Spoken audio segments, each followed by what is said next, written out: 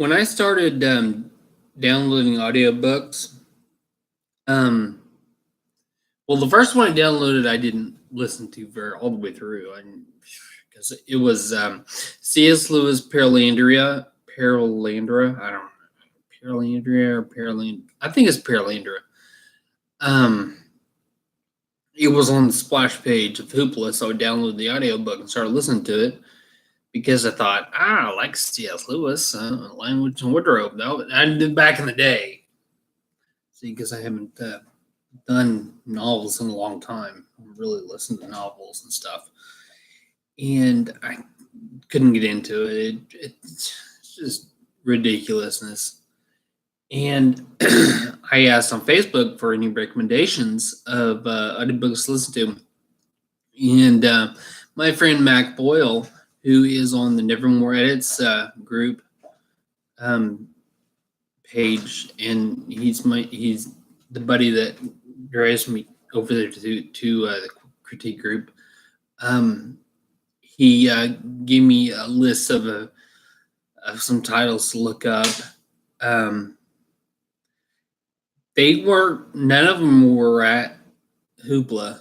On Hoopla, I'll have to find them. I'll find them at other places.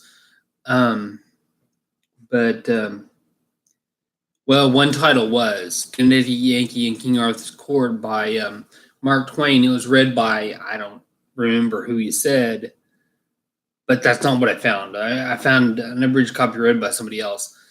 And maybe just the reader adds their own flair, because, they might do voices, or I don't know what the difference would be. But the story does not pique my interest. I mean, I think it's a cool premise, but the language is just, and it's I think it's about 13 hours, and I had the earpiece on, so I listened to it.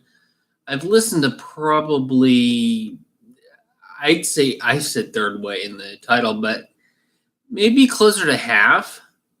And I don't see the conflict yet, which that's not a game killer for me or whatever, because I've done that before. I've read books all the way through, and conflict didn't come into the last, because it's kind of a mysterious thing or whatever. But that there's not that. And the language, I like Mark Twain.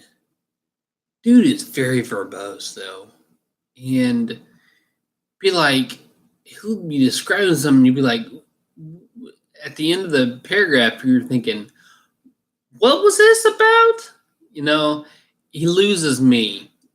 Some people can probably follow it, but he loses me. But I like Mark Twain, and he does, I think he does kind of what Shakespeare does, is he coins terms, and he uses phrases that people haven't used before, and they become part of the language. I mean, I don't have an example right off the top of my head because I'm not like that, but I'm sure I've used stuff that he wrote, little quippy lines and phrases and stuff. Shakespeare did that. Poor Richard did that. Benjamin Franklin's Poor Richard. Stephen King does that. Sometimes he makes up a word, or he uses a word that hasn't been used in a way that hasn't been used before, and it's a new definition. And I think that's really cool. I'm going to listen to more things by Mark Twain. Whenever I did the search on Hoopla, I saw that there were quite a few things about Twain and some of Twain's shorter writings and stuff. I didn't see any books, unless Tom Sawyer and the Indians, or Tom Sawyer Detective, that's what it's called. I don't know if that was a book or if that was a short. I can't remember the history of that, but I might listen to that too. Yeah, I'm gonna keep Connecticut Yankee until it expires or whatever. Hoopla. I don't know what happens if it's like library books where they go away or delete or something automatic. I don't know how it works, but I got a couple weeks or something. I'm gonna listen to that. Rest of that just to pretty much to say that I did, because as of now, it's not. It hasn't hooked me. It's and half of it basically because it was just in my ear.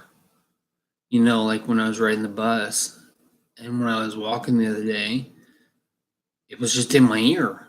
I mean, yeah, I wouldn't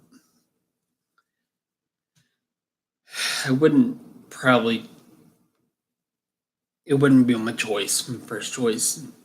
And maybe that is the reader who does that to it. Oh, excuse me. But I like this audiobook thing. It'll teach me how to tell stories, and storytelling is what it's about. Um, I don't know if it's pen to paper as much as I had thought, because writers tell stories, but storytell. I'm going to be a storyteller, I think, to learn a little bit more about the craft. Really, because I haven't actually written anything in a while, anything new. So I feel kind of bad about that. But I don't know. I don't look to Mark Twain.